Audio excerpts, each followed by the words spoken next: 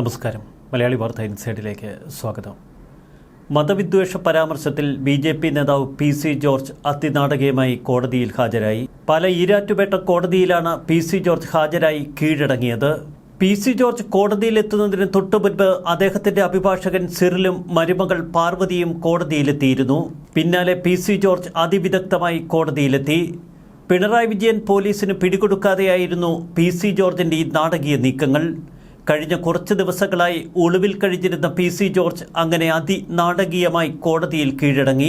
താൻ കീഴടങ്ങാനാണ് വന്നിരിക്കുന്നത് എന്ന് കോടതിക്ക് മുൻപിൽ തടിച്ചുകൂടിയവരോട് പി.സി. ജോർജ് പറഞ്ഞു. ബി.ജെ.പി. പ്രവർത്തകരും അദ്ദേഹത്തിനൊപ്പമുണ്ടായിരുന്നു.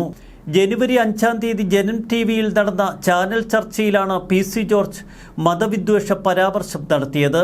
ഇതിന് തൊട്ടുപിന്നാലെ യൂത്ത് ലീഗ് ഈരാറ്റുപേട്ട മണ്ഡലം കമ്മിറ്റിയുടെ പരാതി പോലീസിന് മുന്നിലെത്തി. കോട്ടയം സെഷൻസ് കോടതിയും പിന്നീട് ഹൈക്കോടതിയും പി.സി. ജോർജിന്റെ മുൻകൂർ ജാമ്യാപേക്ഷ നിഷേധിച്ചു. ഹൈക്കോടതി മുൻകൂർ ജാമ്യം നിഷേധിച്ചതിനെ തുടർന്ന് ശനിയാഴ്ച നോട്ടീസ് നൽകിയതിന് പിന്നാലെ താൻ തിങ്കളാഴ്ച ഹാജരാകാം എന്ന് പി.സി. ജോർജ് അറിയിച്ചിരുന്നു. തിങ്കളാഴ്ച രാവിലെ മുതൽ പി.സി. ജോർജിന്റെ വസതിയിലേക്ക് ബി.ജെ.പി. പ്രവർത്തകർ ഒഴുകിയെത്തി. ബി.ജെ.പി. നേതാക്കളും അവിടെ തടിച്ചുകൂടി. വീട്ടിൽ നിന്ന് പോലീസ് സ്റ്റേഷനിലേക്ക് കീഴടങ്ങാൻ പി.സി. ജോർജ് ഒരു ജാഥയായി പോകുമെന്നായിരുന്നു പൊതുവെ കണക്കുകൂട്ടിയത്.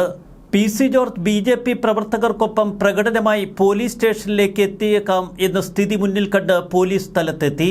ഇപ്പോഴത്തെ സാഹചര്യത്തിൽ പി.സി. ജോർജ് ബി.ജെ.പി. പ്രവർത്തകർക്കൊപ്പം വീണ്ടും പ്രകടനം നടത്തിയാൽ അത് മതസ്പർദ്ധയ്ക്ക് വഴിവെച്ചേക്കാം എന്ന പോലീസ് വിലയിരുത്തൽ.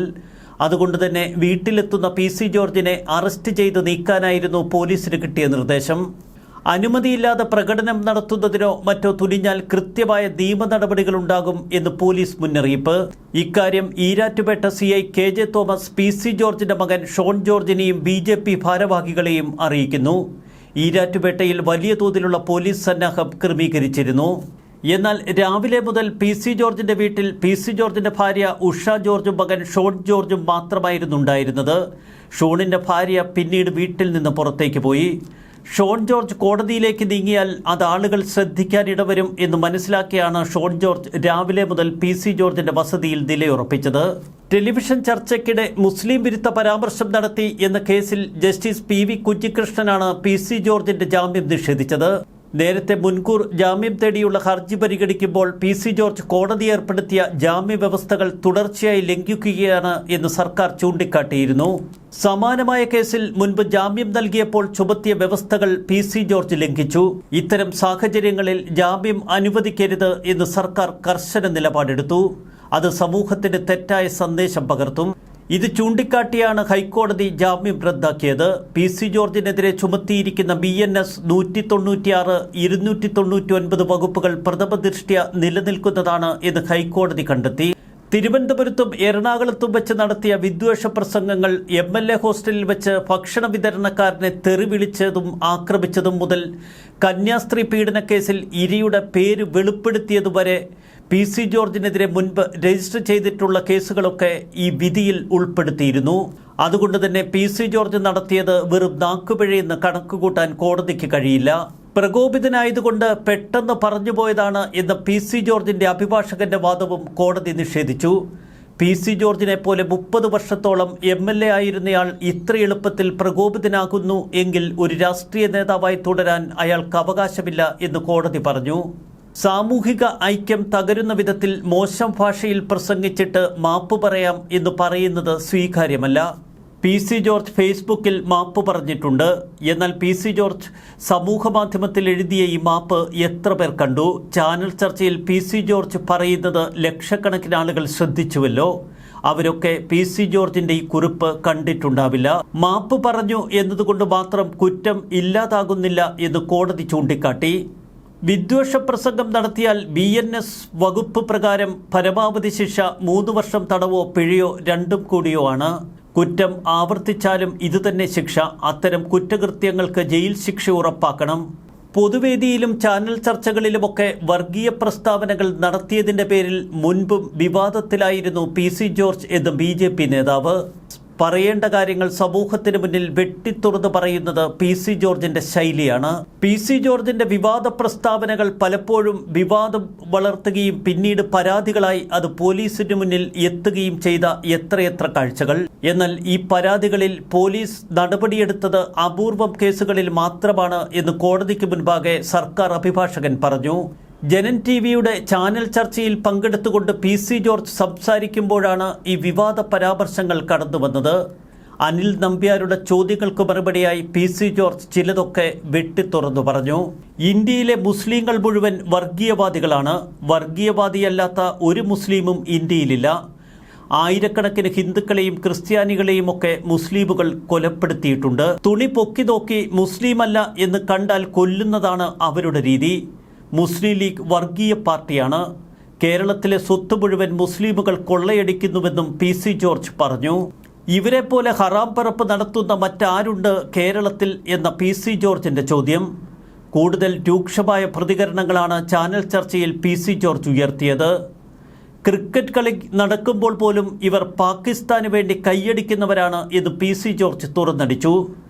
ആദ്യഘട്ടത്തിൽ മുസ്ലിം ലീഗിന് നേർക്കായിരുന്നു പി.സി. ജോർജിന്റെ ആക്രമണമെങ്കിൽ തുടർന്ന് മുസ്ലിം സമുദായത്തിനെതിരെ അദ്ദേഹത്തിന്റെ വാക്കുകൾ തിരിഞ്ഞു.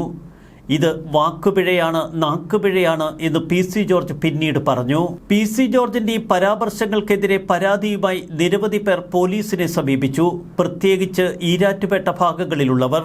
2022 ഏപ്രിൽ 29 പി.സി. ജോർജ് തിരുവനന്തപുരത്ത് വെച്ച് നടത്തിയ ഒരു പ്രസംഗം തിരുവനന്തപുരത്ത് ഹിന്ദു മഹാപരിഷത്ത് അനന്തപുരി ഹിന്ദു മഹാസമ്മേളനം ഉദ്ഘാടനം ചെയ്യുമ്പോഴാണ് പി.സി. ജോർജ് രാജ്യത്തെ മുസ്ലിമുകൾക്കെതിരെ വർഗീയ വിഷം ചീറ്റി എന്ന് എതിരാളികൾ പറയുന്നത്.